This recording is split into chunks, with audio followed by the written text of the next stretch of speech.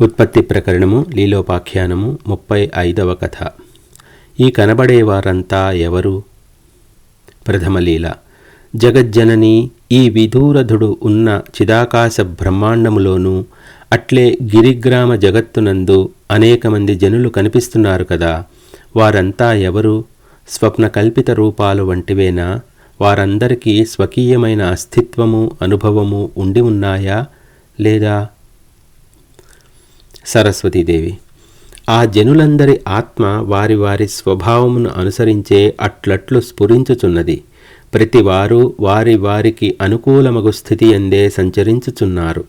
అయితే తత్వజ్ఞులగు వారు మాత్రం ఈ జగత్తును గాని సృష్టిని గాని తమ అంతరంగమున పొందకుండానే ఉంటున్నారు.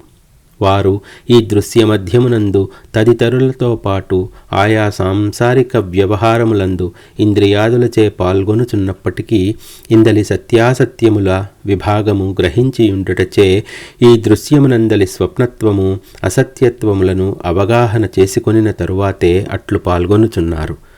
కనుక ఓ లీలా, ఈ జగత్తు ఇందలి నేను నీవు మొదలైన సర్వ పదార్థములతో సహా జన్మరహితమైనది.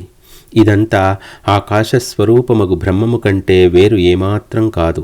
దృశ్య భాగమై చెన్నొందుచున్న ఈ భూమి, పర్వతములు, వస్తుజాలములు మొదలైనదంతా అజ్ఞానము చేతనే హృదయమునందు విజృంభిస్తోంది. దృష్టాంతానికి స్వప్నద్రష్ట చూచే మహానగరం ఎందలి కోటలు శూన్యాత్మకములే కదా. ఈ జగద్దృశ్యము కూడా అట్టిదే. హృదయాంతరాళమై ఉన్న ఆకాశమునందు ఆత్మచైతన్యము పర్వత భూమయమై ఉన్న ఈ జగత్తును గాంచుచున్నది. జగత్తు అనునది ఆత్మ లేక చిత్ యొక్క కల్పన మాత్రమే. అందుచేత ఒక అణుమాత్రమైన చోటునందు కూడా నానా ఆకారములతో కూడిన జగత్తులు అరటి పట్టల వలె ఎమిడి ఉన్నాయి. స్వప్నపురము ఎంతటి విస్తారమైనదైనప్పటికీ అదంతా ఉన్నది ఒకానొక చిత్ అణువునందే కదా. ఈ విస్తారమైన జగత్తు కూడా ఒకానొక చిత్ అణువులో ఇమిడి ఉన్నది.